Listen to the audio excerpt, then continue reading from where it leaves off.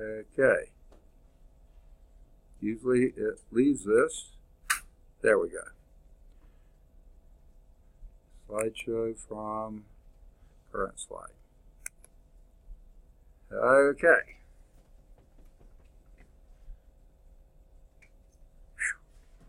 That took a while. Okay. Well, it's still trying to.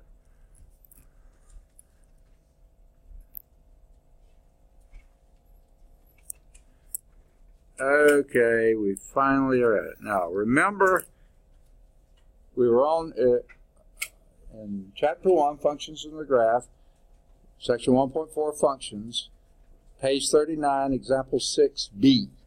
Okay? It says, find the values of x for which f of x, we did A part, is equal to g of x. Okay? And the B part here is when f of x is equal to x squared minus 1, and g of x is equal to minus x squared plus x plus 2. Where would you go from there? There's the problem. We're looking for x's. Find the x. There it is. Okay.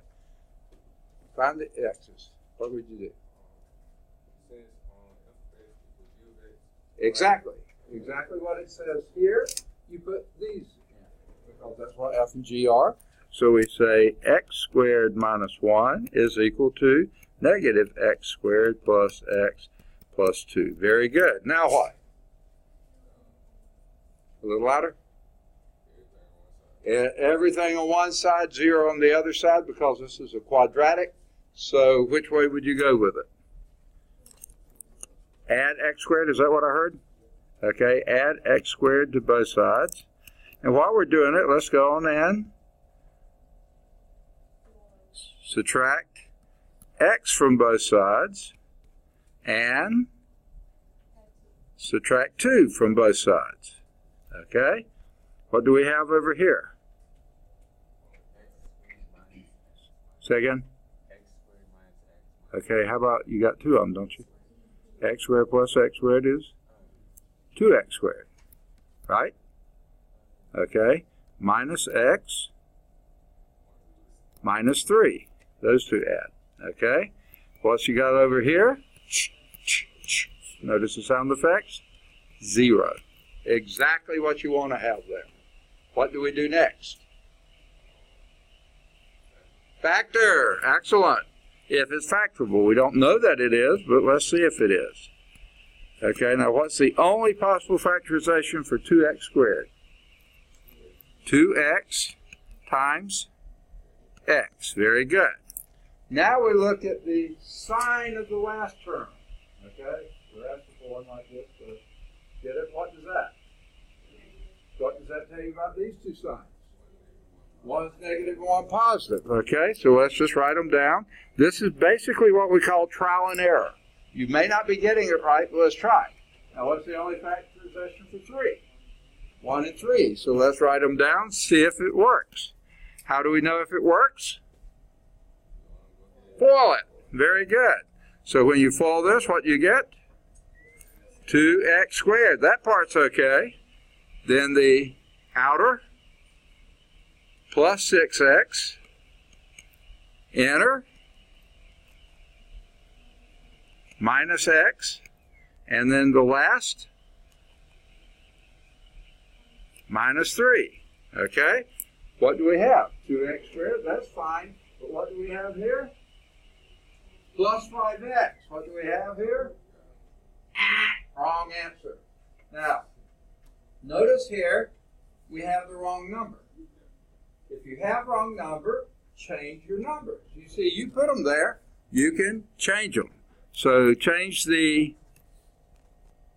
to the 3 and that to the 1. Okay, so let's try that then. Make this 3 and that 1. Okay, let's FOIL it again. 2x times x is still 2x squared. That's all right. Now we have 2x times 1 is positive 2x. Okay. plus 2x, and then we have minus 3 times x is minus 3x, and then we have minus 3. That still works. Now what do we get when we combine like terms? Say again? Minus x. That's exactly what we got here. Got it. Okay? Now, what if that had come out being a plus x? You got the right number, but the wrong sign. So then you change signs. You make this the plus and that the minus. But we got it right, so we're happy with it. Okay? So that's our correct factorization. What do we do with that? Set each of them equal to 0 separately. So either 2x minus 3 is equal to 0, or x plus 1 is equal to 0. What does the first yield? Add 3 to both sides, and that gives you 2x is equal to 3, because those add to 0, and x equal 3 over 2, dividing both sides by 2. And on the other side, the other one, subtract 1 from both sides, and you get x equal negative 1. Very good. All right. Now, I'm a little bit of a cynic, okay, by nature. Well, by practice. Now, I just want to be. Okay. So let's try these and see if they work. If you put in x equals 3 halves here, what's 3 halves squared? 9 over 4 minus 1. How many fourths is 1? 4 fourths. So that is the 9 fourths minus 4 fourths is 5 fourths. Okay, let's see what g is. That's negative 9 over 4 plus, how many fourths is that?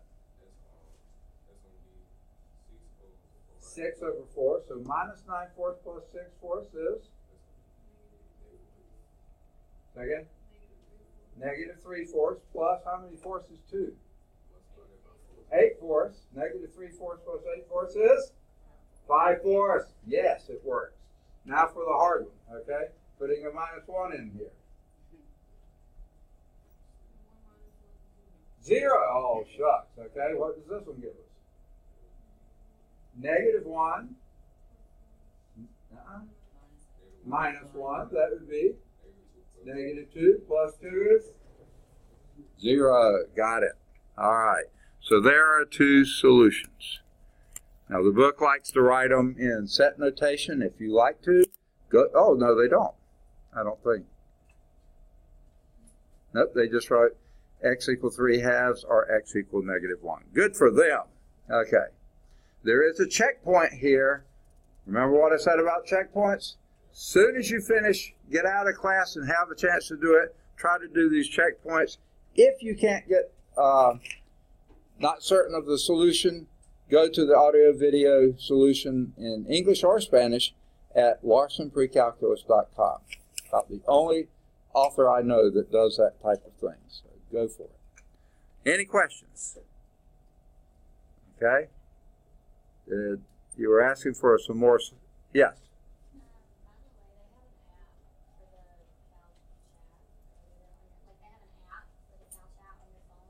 Okay. Oh, for the Couch Check on phones. Fantastic. I didn't know that. Yeah, so like you just click on the, like whatever you're on, and click on the problem, and it shows you. Wow. Did you check it out for Calc View? This is the first edition they've had Calc View on it. It has an out for that one too? I don't think so, because that's the only one that I saw. But it's That's the only one you saw? Okay. Yeah. Because I haven't figured out what Calc View does yet, but it's usually good. Okay.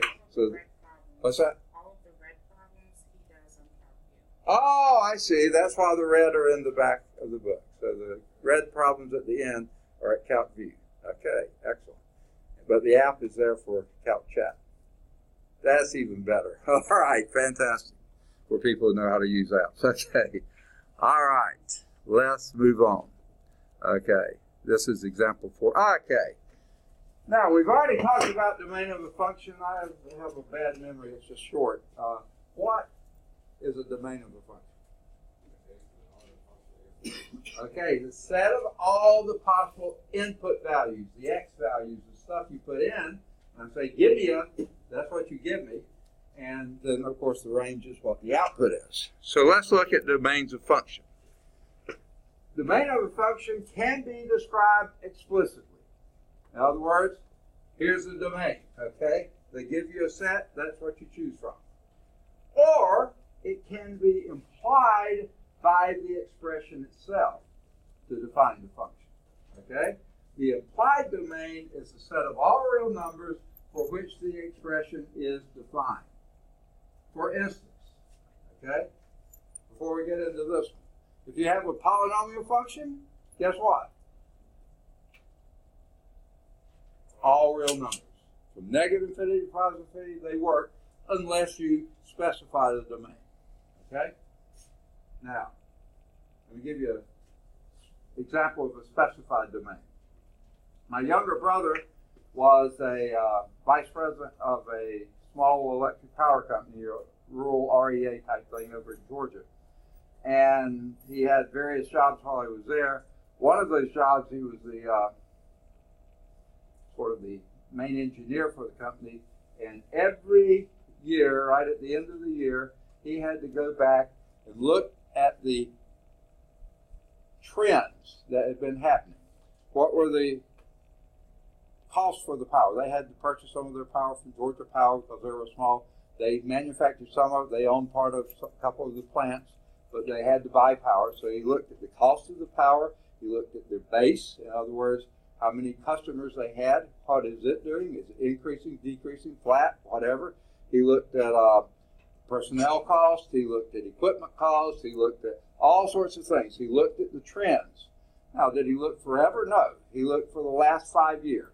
They figured that was a pretty good thing. So you see, he picked his domain to be 5 years back and forth. Okay? Then he did analysis of that, linear regressions, that kind of stuff, and then projected for the future and see, well, do we need to ask for a rate increase, or are we okay where we are? Will we be drawing into reserves, or will we be adding to reserves? Yeah, he had to do that. So he chose.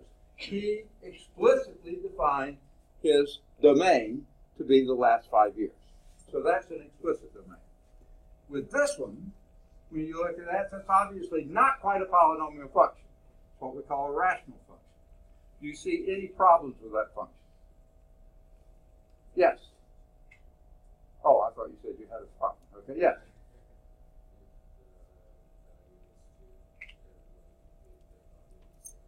Okay.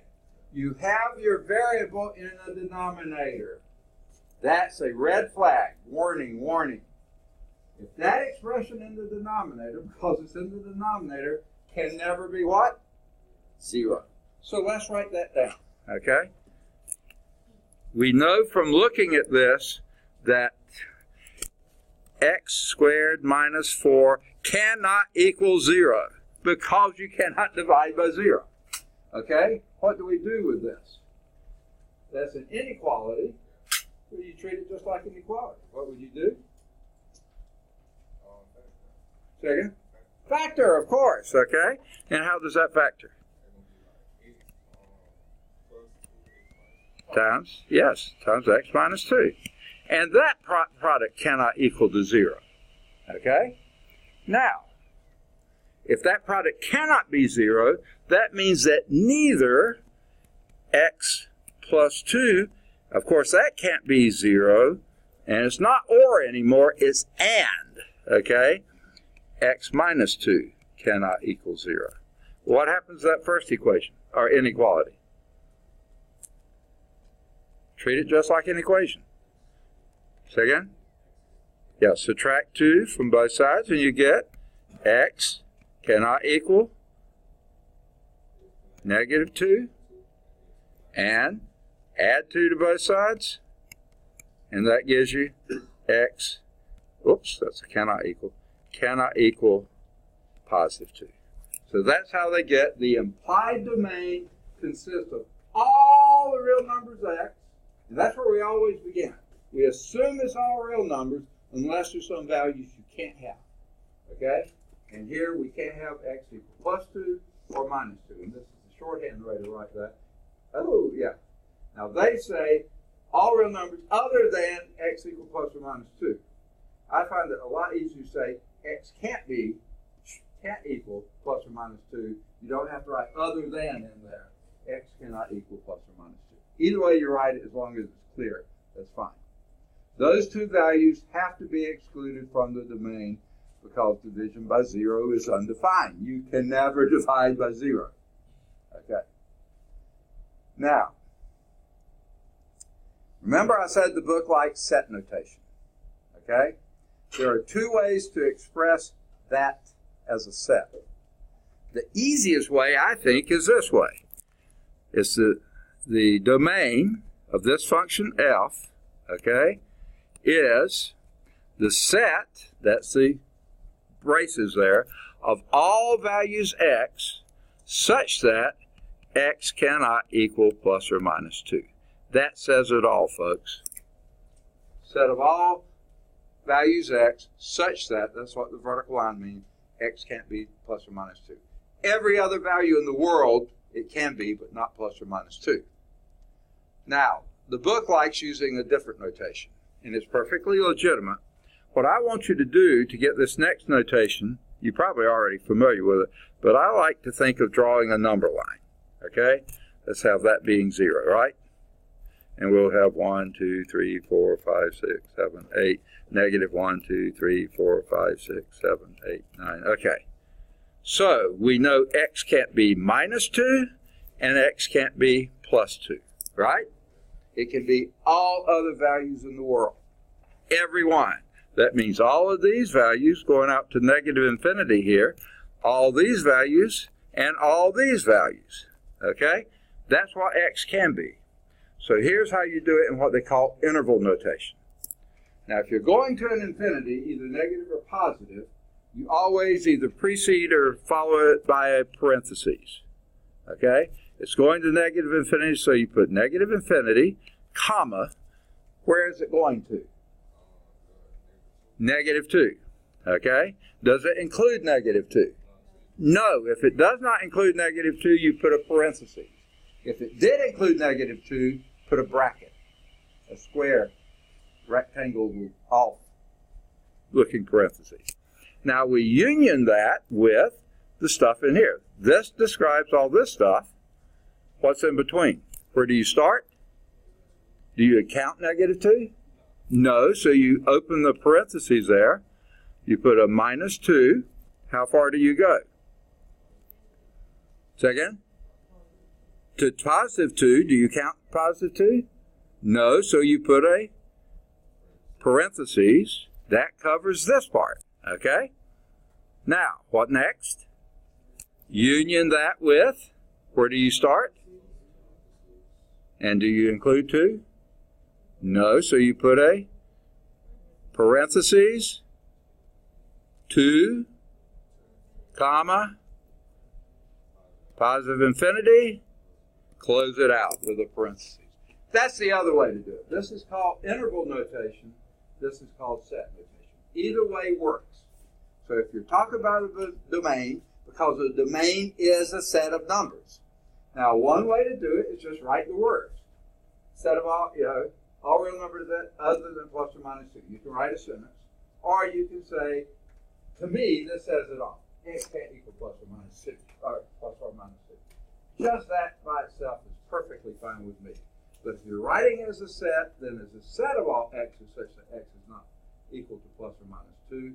Or from negative infinity to minus 2, parentheses, union, minus 2 to 2, in parentheses, union, parentheses, positive 2 to infinity. That's interval notation. The book likes that one, generally. Okay. Here's another kind. So anytime you see a variable in the denominator, investigate. See if that denominator can ever be 0. If it can, exclude those values for x. The others are fine, but the ones that make it 0 are not. The other that we're going to deal with now is radicals. What's wrong with radicals? They're fun. They're exciting. What can a radical never be, though? The thing inside the radical can never be negative. You cannot take the square root of a negative number. Okay? You can take the square root of 0 and any positive number, but not a negative number. Now, notice I said square root. This will also work for fourth roots. If you had a little 4 up here. That's called the index, 6, 8, 10, any even root. If you have an odd root here, 3, 5, 7, 9, no problem. No problem at all. You can take cube roots of negative numbers. You can't take even roots of negative numbers. So we're going to deal mostly with square roots. So you have to exclude that. Now, how can we express that mathematically? I don't like to write x can't be negative. That takes too many words. Remember, did I tell you what makes a good mathematician? Has to be a little lazy. So we always find this quickest, easiest way to write something. So how can we express x can't be negative? X is greater than or equal to 0. That means it can't be negative, right? So that's exactly what that is defined here. So if you ever have any expression inside a square root, then you set that expression has to be greater than or equal to 0. Make sense? So the implied domain here, and here they set it. Now, are any of the negative numbers included? No. So where do you start? 0. Do you include 0? Yes. So therefore you put the bracket here, not a parenthesis. If you excluded 0, it'd be a parenthesis. If you include 0, you put a bracket. 0 to any limit that way? None whatsoever. To positive infinity. So there is your implied domain. Now to me this says it all. You can write that as a set of all x's such that x is greater than or equal to 0, or you can write it in interval notation. Okay. In general, the domain of a function excludes values that would otherwise divide by 0 or result in the trying to take an even root of a negative number. You've got to exclude those values that would do that. So you assume all real numbers except those you can't have. That's if you, as long as you don't have an explicit domain. If they limited that like my brother did, okay, then you have already a domain there. Now, later we'll get another one. We don't have it yet. But when we get into logarithms, you cannot take the logarithm of a negative number, but you can't even take the logarithm of 0. So logarithms, they all have to be positive. So for a logarithm there, you'll have to be greater than 0, not greater than or equal to 0. Okay? We're not there yet, so don't worry about it yet. Okay. I think we're ready for an example. Yes, looky here. Find the domain of each function. Now this function is sort of like in tabular form, or this is a set of ordered pairs. What is the domain of that function? -3, -1, 0, 2, and 4. That's all, folks. That is an explicit domain. That's your function. That's the only thing you got. So those are your domains. Okay? How about B? What's the domain of that function? X cannot equal -5. That says it all.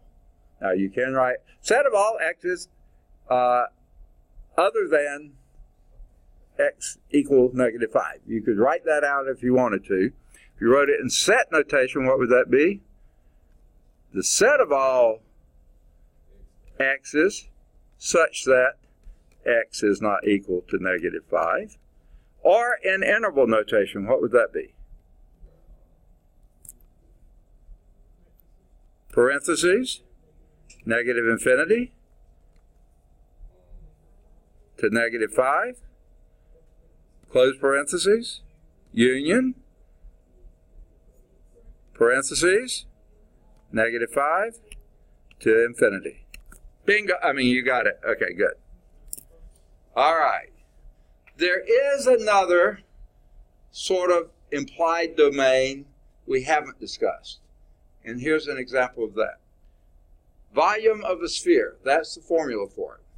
V is equal to 4/3 pi r cubed.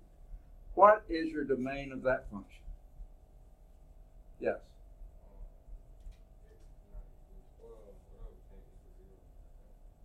Okay, say again. What can't equal 0? That's the key. What is your... R. There's your independent variable is R. Okay? And he just said R cannot equal 0. I agree with that. Why? Why could R not be 0? Say again? Okay, if it has a volume, it can't have no radius. Okay, because a sphere of no radius is that sphere right there. Do you see it? No, it's not there. So it can't be 0. Is that all? Oh, it can't be negative. You draw me a sphere with a negative radius. I want to see it, okay? You may win a prize, okay? So it's not only it can't be 0, it can't be negative. So come up with an easier way to write that. Okay, R is greater than 0. You got it, okay? How do we express that in set notation? The set of all R, radius R, such that R is greater than 0, okay? How do I write that in interval notation? Say again? Parentheses, 0. Now I get a little problem with infinity. I can't imagine an infinite sphere. Maybe the universe. I don't know. I've never been there. So, okay. But we'll let it go because there is no limit. Okay, how about H? Any problem with H?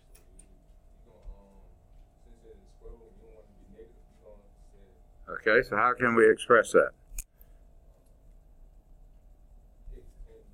Okay, don't try to do it all in one. How do you eat a 5,000-pound elephant? One bite at a time, exactly. Don't try to do the whole thing. Don't swallow it all at once. Take your time and get there. How do you start this? Okay, you're already jumping to the X. Okay, 4 minus 3x. What about what's inside a radical? Is? What about the thing that's inside a radical? It can't be what? How do we write that mathematically? Say again? Greater than or equal to 0. The thing inside the radical has to be greater than or equal to 0, right? Okay, how do we find out what x is then? One bite at a time here, huh? Say again? I couldn't hear. Add 3x. That is an excellent thing to do. Add 3x to both sides of the equation. And what does that give us? 4 is? What's left? Greater than or equal to 3x. Now what? Divide by 3. And what do you get?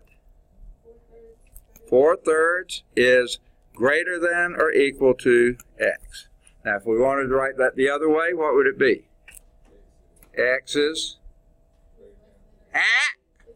less than or equal to 4/3. Okay? Everybody see that? Okay? Now, let's write that in set notation. The set of all x's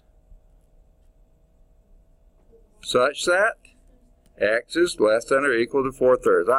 I see no reason to write all this, but that's how you write it. Let's write it in interval notation. How would you write that? Where would you start? Open parentheses. Negative infinity to 4/3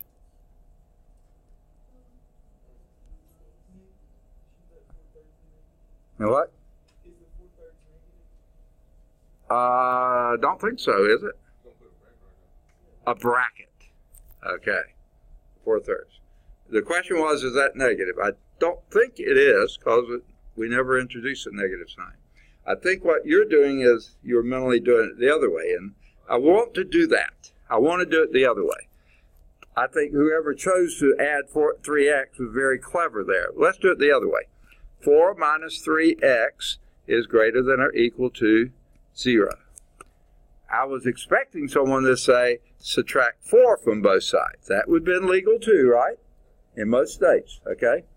This would be negative 3x is greater than or equal to negative 4. There you get the negative. But then what do you do? Divide by negative 3. And what does that give you?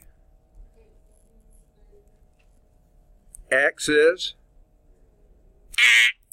Okay. Here's the one rule about these directional inequalities. Now, if that's a not equal to, no sweat. But for a directional inequality, you can add the same thing to both sides of the equation, positive or negative. No sweat. You don't change that sign. You can subtract the same thing from both sides of the equation. You do not change that directional inequality. You can multiply the same positive number to both sides of the equation. You don't change it. Divide the same positive number on both sides. You can't change it. You never divide by 0, by the way, ever. Okay? But if you try to multiply or divide by a negative number, you flip that inequality. So that changes that to less than or equal to, right? And then negative 4 divided by negative 3 is 4/3. So you get the same answer. Whoever chose to add the 3x, very clever. You don't have to worry about flipping the inequality. Of course, at the end, to get the x in front, we had to flip it. But you see up there, we had to because of dividing by a negative number. Make sense? All right, good deal. So there we have your x, and we got it right, I think. Let's see how they did. Okay? The first one, the domain, is just a set of those first coordinates. That's what the domain is. Second coordinates are your range. That's a explicitly defined domain. Okay? And then the second one is you exclude all the values. It would be all real numbers except those that make that denominator 0, and that was x equal negative 5. They didn't write it in any notation. They just wrote the whole sentence. Now that one, because the function represents a physical volume of a sphere, which has to, by the way, be positive, okay, then R has to be positive. It can't be 0, it can't be negative. It must be positive, greater than 0. Okay? They don't write the expression for it. And the next one is the domain is a set of all real numbers such that the R, sorry. This is part of C. The domain is a set of all real numbers such that R is greater than 0. Radius is greater than 0.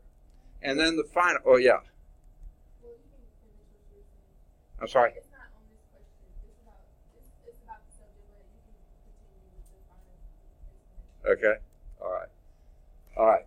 And the final one said you had something under a radical. That thing under the radical has to be greater than or equal to 0. Has to be. Okay? Then you solve that inequality. And guess what they say? You solve it and here's what you get. Okay? They didn't show you how to solve it. Okay? But that is what we got. Now, what was the question? Okay, you remember when we were like, g of x cannot be negative 5? Yeah. It can be Okay. anything but negative 5. Okay, so what if you put like under test negative 6 or 7? Would you take that as an answer because x can be anything but negative 5? Okay, yeah, if you write that out, all values there except x equal negative 5. That's perfectly fine. Is that what you're saying? No, I'm saying, like, what if you don't say it can't be negative 5? What if you just put a random number? Because it can be anything but negative 5. Okay. Are you going to list them all? No. If you list them all, I'll take it as the correct answer. Okay? Okay. I was just asking. But that's going to take more time than you have to do the test. Okay. No, okay. Yeah. It's you better, and again, be lazy. Use shorthand. Okay. Keep it simple. Okay.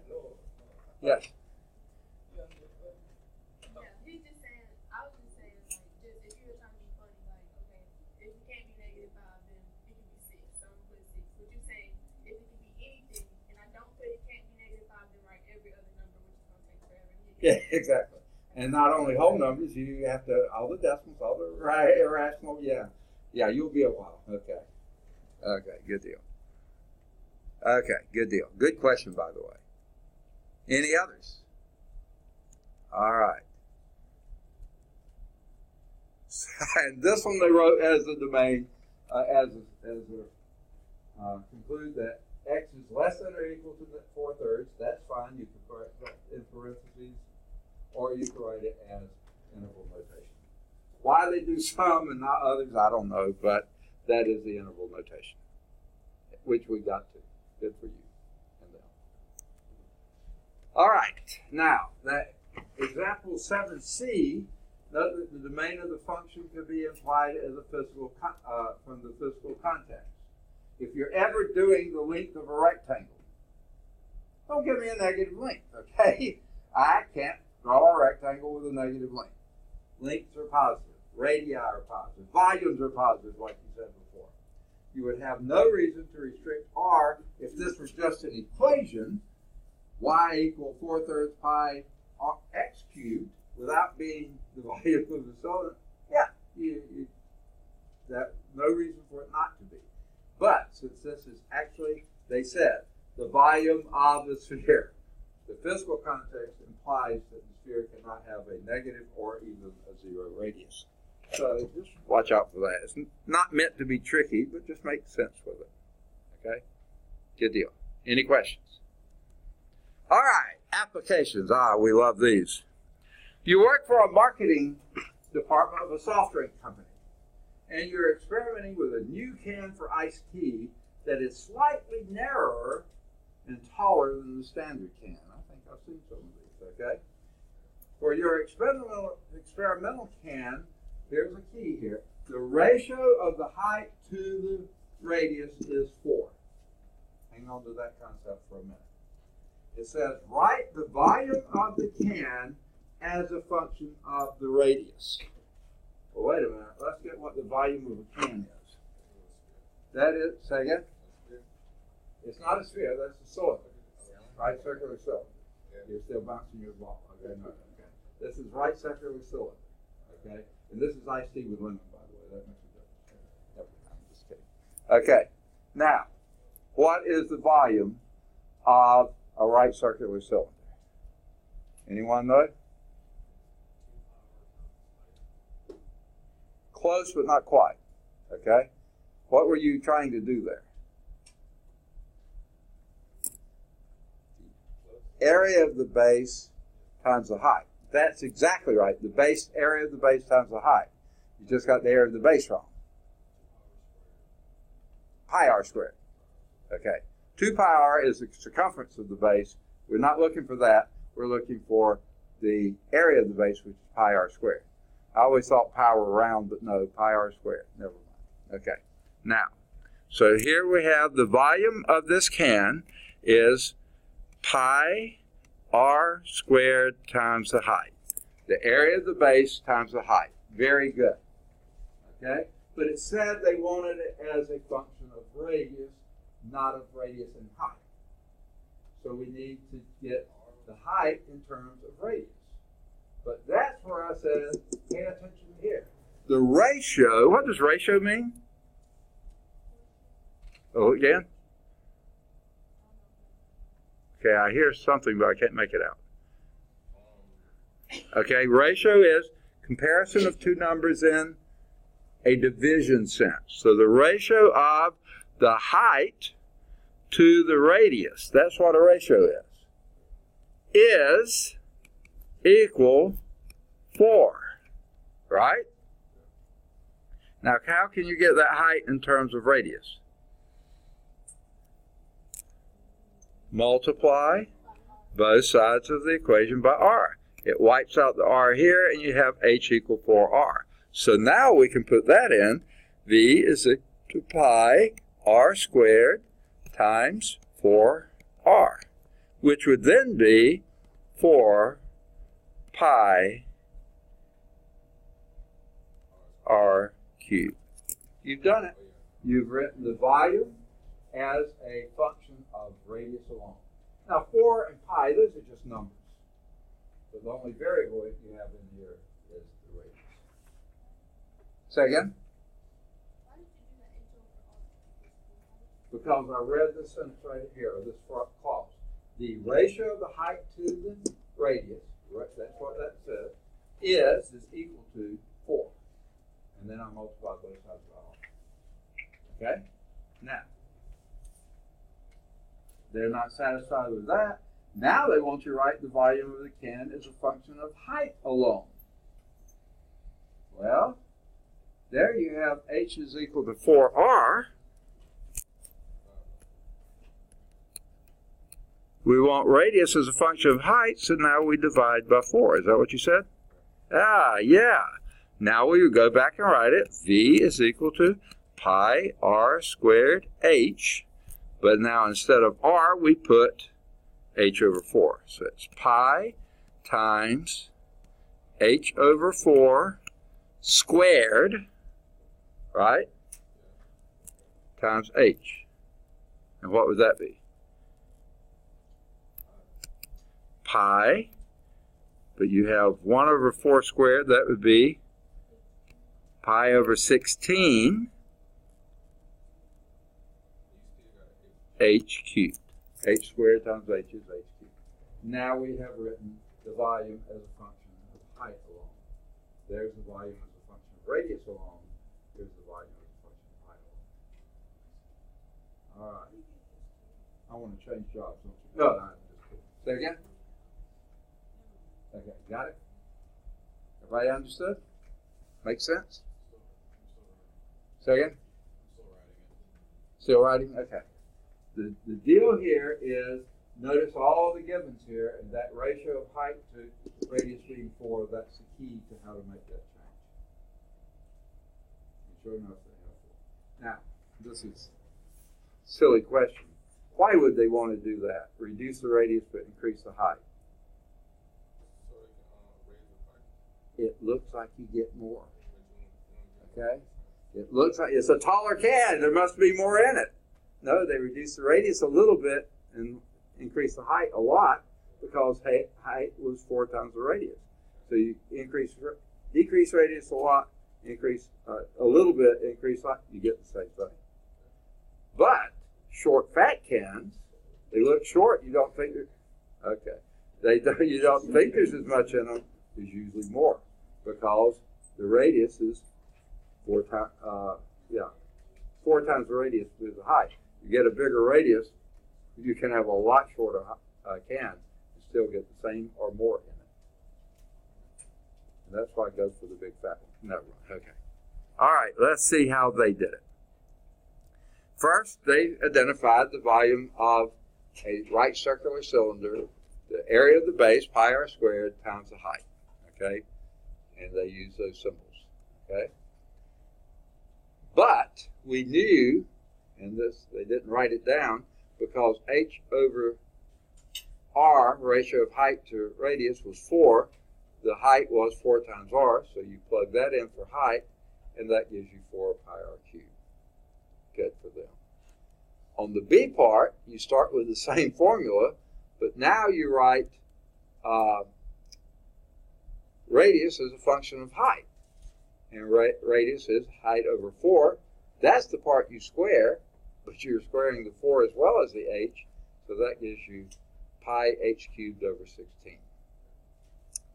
Now, notice, this is my little timeout here. Notice I had written that answer as pi 16ths times h cubed. Is one of those wrong and one of them right? Both perfectly correct. You could have written this as 1/16 pi h cubed. Perfectly correct. Okay? On those little homework packages that they have, like WebAssign and stuff like that, guess what? They look for one answer only. You have to read their mind of what answer they're looking for. All 3 of those answers are perfectly, absolutely correct. But if you wrote one of them down, they were looking for another. Either of 2 of them down, they were looking for this. They just said, wrong. And he was like, oh, I did this problem wrong. Oh, man, where did I mess it up? You didn't do it wrong. You did everything correctly. And yet they said it was wrong. Okay? That's one reason I don't care for those packages. When I'm grading your quizzes and tests, I see something a little bit weird, I do calculate. Yep, that is the right answer. Yeah. A computer can't do that, or they don't program them to, not for this. Okay? Now, did someone here ask for this to be WebAssign? I think in my trig class someone asked for that. So I'm going to try to set up so you can access WebAssign since you had to pay for it if you bought the new book, and that way you have an ebook too. I don't have that done yet. Maybe I can get that done tomorrow. I had 2 hours office hours last night, but one of my math instructor's printers is dying, and mine happened the cartridge, the toner cartridge, is running low. And they're right at the end of the fiscal year. If we didn't have the requisitions in by tomorrow, we'll have to wait a month or two before we get the thing. So I had to spend yesterday afternoon getting quotes and this like this to get those done. And I got 0 things graded. Hopefully those things are done. Hopefully that will be taken care of now. Before we move on, I'm going to erase this. There is another application problem. The path of a baseball, okay? A batter hits a baseball at a point 3 feet above the ground. Does that make sense?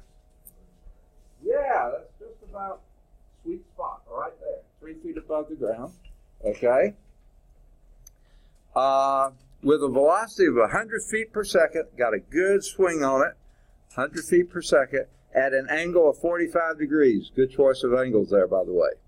The path of the baseball is given by the function f of x is equal to negative 0.0032 x squared plus x plus 3. Okay? That's the path of the baseball. Now, I'm sorry. That's not right. That is the height of the baseball. F of x is the height, okay? And x is the horizontal distance. X is horizontal distance. And f of x is the height, the vertical distance, okay? Now, that kind of makes sense. You're hitting the ball, okay, now, set 100 feet per second. Since they're dealing with feet per second, you're going to have to deal with the acceleration due to gravity, which, by the way, is 32 feet per second squared. That's where the 3.2 comes from. But notice you don't have 100 here. You're basically dividing by 100, but 100 squared is 10,000, so that's why you've got this really small decimal here. But the 3 feet, that's the initial position of it. So it's a little bizarre, but that physically makes sense. Okay? You don't need to know that to do what they're asking for here. It says, will the baseball clear a 10-foot fence located 300 feet from home plate? So here's the batter. And by the way, whenever you have application problems, I didn't draw it because they had it drawn before. I would have drawn that right circular cylinder. I would have drawn that tin can. Okay, but they already had it drawn, so I didn't. This one, they don't have it drawn. So here's the baseball. Here's the batter, okay? Okay, got the bat back here, ready to take a swing, okay? Pretty ugly guy here. Okay, he's going to hit the ball when it's right there, 3 feet above the ground, okay? Here's the ground. And somewhere way out here is a fence. And that fence is 10 feet tall, okay? Now, this is the formula for the height of the ball as a function of the distance that way. X is the distance, f of x is the height. Now, this fence is 300 feet from home plate. Okay? So the question is the ball going to clear the fence? What would we do? Say again? Plug it in, just like Glade, right? So we're looking for what is f of 300. That is your horizontal distance, 300 feet. That would be negative 0.0032. What goes there?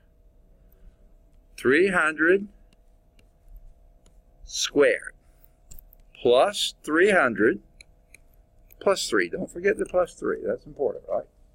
All right? What's 300 squared? 9,000,000. You double the number of zeros. 90,000. Take that and multiply it by a negative 0.0032. Okay? Then add 303 to it. Okay? I'll do that part. Now, to make life a little easier, I see people punching away on calculators. I like to just do this. Let's move this decimal 4 places this way, move this one 4 places that way, and just multiply 9 by 32. Okay, I'm just being lazy, okay? And that would be what? 9, that would be 18,288 minus 288 plus 303. What does that yield? 15. Yep. Clear as a fence with 5 feet to spare. I don't think even Michael Jordan out there in the outfield would be able to jump up high enough to get that one. Okay? He doesn't play anymore, but one time he did. For the Barons even. Okay. He's a good jumper, but I don't think he can get that high. Okay. 15 feet. See how that works? And that's what they got to. Good for them. Guess what? They got a checkpoint after each of those. Do those. All right, there's yet another one. All right, let's clear this. Everybody got that? Still writing? He did. He was in the White Sox organization, so he played for the Barons at least one season, maybe 2. Y'all probably don't remember that. You weren't born yet, probably. Okay. I never got to go to a Barons game to see them, but it was. All right. We had record crowds. Built the franchise. Okay. Everybody wanted to see him play. Even when they went to visiting teams, they had record crowds. Okay. Went to other fields. Okay, that's what I'm going to say. Everybody got it? All right. Let's clear this out of the way. And let's do example 10. Alternative fuel stations. Now, some of you don't have your books yet, right? But here we're given S.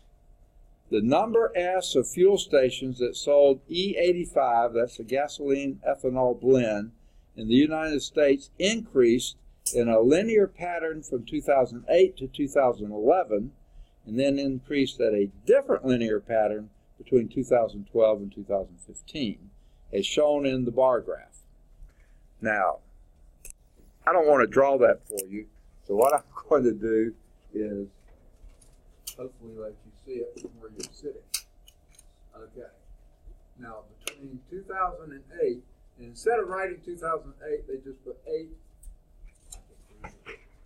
9, 10, 11, 12. You just left off the year. 8 represents 2008, 15 is 2015. Okay? So it had one graph from 2008 to 2011, almost a linear increase there. Then from 2011 to 2015, still a linear increase, but not as great of an increase as you had before. So that's what we're talking about. So therefore, the number of stations, they do what they call a linear regression on it in 2 pieces, and here's what that number of stations was. S of t, where now t is time, meaning years.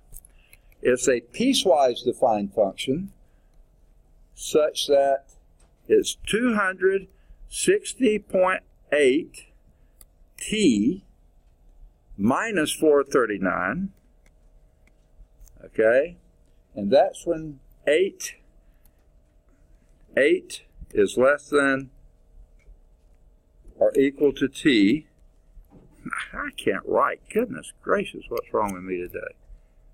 Okay.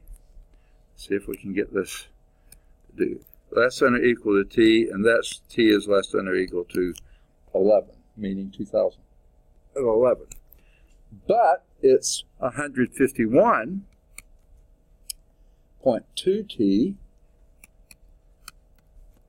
plus 714, and that's any time between 2011 and 2015, or T between 11 and 15.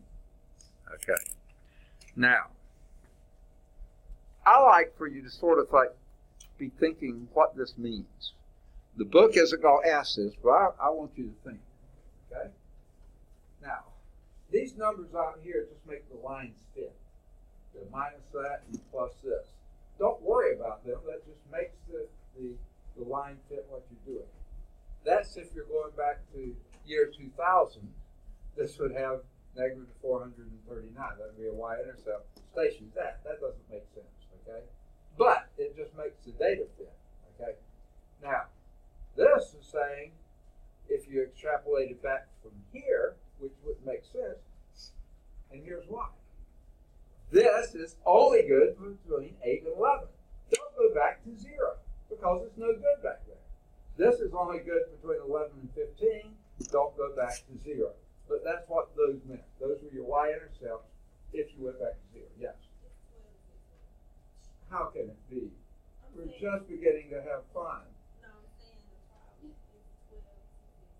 Oh, I'm sorry. 12 to 15. Oh, I see. I thought you said it was 15 after. I looked at my watch and it was. Okay, sorry. 12 to 15. Okay, you're right. Sorry, I missed it. And the time is 15 after 2. Yeah, okay. So we're going to have to pick up this one next time. Okay? Here's what I was going to say, though, since you got the thought going on here. This does make sense. What this is the slope of that line. What's the slope of the line? Change of number of stations for change of year. That means you are increasing the number of stations by 261 stations a year for those first 3 years, and for the next 3 years, you only increase 751 stations. But both of them are increased. Now, let me give you homework. I know you want homework. We almost finished this thing. Do either 5 or 7. 7 is on count view. Okay? Do 9. Do any of the odds 11 through 17. 11 is on count view. All of them are on countcheck.com, the odds. Okay? I gave you these before. Do any of the odds 19 to 29. 21's on count view. All of them are on countchat.com. Do either 31 or 33 or both. Any of the odds 35 to 41, but 37's on count view. Either 43 or 45, but 43's on count view. Either 47 or 49, but 49's on, any of the odds 47 through 55, but 49's on count view. Do any of the odds 57 through, I'll say through 61. You could pick up the rest of those, or maybe you could do 63. We'll pick up the rest of them later. Now, there is sort of a good news, bad news situation. Sorry about, yes. Those are pages 44, 45, and on to 46. Not all of 46.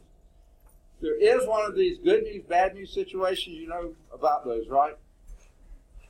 The bad news is Monday's a holiday. It's Labor Day. The good news is we don't miss any classes because we meet on Tuesday, Thursday. All right. So you can go home happy knowing that you're not going to miss a class. In here next week. You miss your Monday, Wednesday, but you won't miss it. All right, you do too. Have a good weekend. See you Tuesday. All right.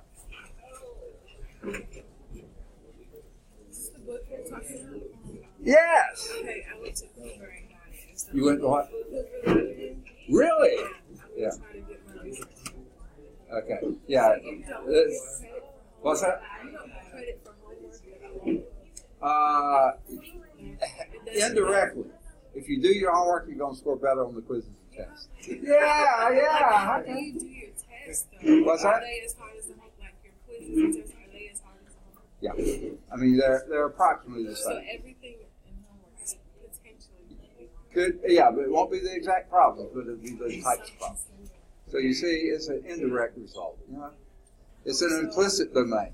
Okay. All right. All right. Yes, ma'am. I haven't tried on Blackboard yet. All right. No, I'm still trying to get things. Yeah, do you need the password like just put them to the class? Once you go to Blackboard. Now, Blackboard, you have an account number, but it has a thing. I think your username is your ID number, and then the password may be your birthday or something like that, but it has a prompt there for what you do for that. But there's just nothing there yet. Okay. On the syllabus, I haven't looked on that yet. Do you have the time when we have tests and quizzes? Okay, I have an approximate time. But see, we're running a little behind, and we maybe always run a little behind. But whenever we finish, through 1.7, well, I'll give you the quiz, or 1.6, 4, 5, 6. Yeah, when we finish 1.6, I'll give you the quiz. When we finish 1.9, I'll give you the test. So the quiz is going to be like take home quiz or in? Yeah, the quiz will be take home. The test will be in class. And then one period test, like when you come in here and then you do test. Yeah, exactly. Right. And you get to bring anything you want to write down on a piece of paper. Do I need the calculator? Yeah, calculators are certainly permitted. Any calculator will do, yeah. You won't have to have a graphing calculator. Later you'll probably find them sort of useful, but most of the time, regular calculator will do. Thank you. All right, that's it. Yes, sir. Oh, okay. Oh, do you have the book yet? I do. Huh? You do. Okay, if you look at it, in each group, 5 or 7, okay, 9, see that's the only odd in that group. Any of the odds 11 through 17. So when you look at your book, you'll see any of the odds 19 to 29, either 31 or 33, or both if you choose. Any of the odds 35 to 41, either 43 or 45, 47 or 49. Oh, I'm sorry. Any of the odds 47 to 55. And then on the word problems, I said any of the odds 57 through 61 for sure. I think you could do 63 too. Hold off 65 because that's the one we're going to do the next exam. So basically all the odds up The until odds, yeah, but you have to do them all. Do some of them. If you got, I got this, then move to the next group. Okay, that explains a lot because I tried to do most Uh-huh. that you gave us Tuesday Right. and was able to do a lot of them, and then I realized I did a lot of them wrong and had to go back and do them again. Yeah. So Yeah. that helps. Yeah. You do as many as so you get confident. Say yes, I know how to do this. Let's move on to the next one. Right. Yes, ma'am. Okay. It's been a while since I've done that, so I Okay. think I can do this. Now, is there a link or anything? Because here's my problem, like with this here, Yeah. Okay. Yeah, that's a rather strange one. the C part, Yeah. and I ended up having to look at some YouTube videos Right. to do some of these, but I guess it's the terminology that I need to get acquainted with again. Yeah. Because Okay. I remember doing these. Like I said, it's been. Say that again. I said I remember doing these, but Right. it's been like 20 years. Okay. Yeah. Well, what it is when you have absolute value function, Mm-hmm. that's a piecewise defined function. Whatever is inside there, it's Automatically positive. yeah. You can write it this way: f of x is equal to x over x, which is 1, anytime x is greater than or equal to greater than 0. You can't have it equal to 0, okay? Because you can't divide by 0. Right. Okay. But if x is less than 0, then it would be minus x. Because if x is less than 0, absolute value of x is minus x. If x is negative 3, absolute value is positive 3. So that would then, so this would be a 1. It's a minus 1 when x is less than 0. So all absolute value functions are going to be set up that way. Okay? And you plugged in the values, which are fine. This one, however, here's what you have to do. Yeah, I literally just copied this because I didn't understand what this. I didn't understand what I did. Okay. Yeah, well, and it did right. So basically what this is saying, that f of x plus 1, or x minus 1, sorry, would be, okay, and again you do exactly what it says here. is x minus 1 anytime x minus 1 is greater than 0. Okay, which means x greater than 1, right? When x minus 1 is greater than 0, that's what we were doing there. So that means add 1 to both sides, and that would be x is greater than 1. So again, this would be x minus 1 over x minus 1. That's just 1 anytime x is greater than 1. And it's minus x minus 1 over x minus 1. So that's minus 1. And that's anytime x minus 1 is less than 0, which means add 1 to both sides. You got anytime x is less than 1. So yeah, this is exactly the right answer. So every time you have an absolute value problem, that's what you do. Whatever's in here is its value when it's greater than 0, negative of that when it's less than 0. That's a sort of bizarre type problem. And I'm not ever going to ask you one like that on the vision test. But that's what you do. You set it up as a piecewise defined function, which is what they did. But if you look at this, anytime this is positive, then that's positive. So that over that is 1. And that happens anytime this is greater than 1. Okay? So now, And yeah. First, where I can go to kind of like give myself a crash course refresher. Okay. With what? With Kind each, of like get me caught up so that way right. I can understand some of the Right. Where you went on YouTube probably are not bad. Khan Academy is one of the really good sites. Okay. There are others, but Khan Academy has a really good reputation. KHAN. I've used them. You have, okay. Okay. I would think he would probably have something that addresses that pretty well. I'm old, before internet type time. They used to have a thing called Schaum's Outlines that they used for math and sciences. They were usually yellow books that gave you a sort of a crash rate. SCHAUM, apostrophe S, Schaum's Outlines. It's sort of like Cliff Notes for English, it's Schaum's Outlines for math. Another that they came out with more recently would be something like the For Dummies series. I hate to use that, but like Math for Dummies or Algebra for Dummies or something like that. Okay. So maybe, I don't know if there's a pre-calculus for dummies or something, but that would be another actually hands-on book. The Khan Academy probably does as good as that and maybe better, and you don't have to buy it. It's there. Okay. I'll check them first. Right. At least with them, they do. Yeah, and once I get all of the things out there, you'll see other sites to go to. I just don't remember now. Oh, they are out there. I do have it all. I was just telling her I didn't. Yeah, I have it all out there. So I don't have Khan Academy because no one has used that before, but I know people speak really well on it. Okay. So yeah, any of those sources, see what you can find. Okay. So now I missed last Thursday. I don't know if you saw my email. Not yet. I'm As waiting. far as the research paper goes, it's due anytime. Anytime, but if you get it to me today, the last day of August, 4 bonus points.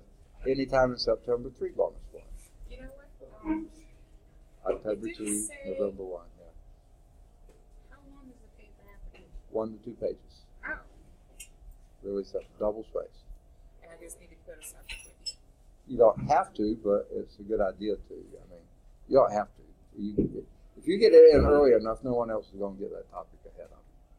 I've had one in already. Is that from this class? I don't think it was. I think it was from the other class. Oh, there it is. No, that was true. I don't have one from this class. Okay. So if you get it in, you get it. All right. Okay. Thank you.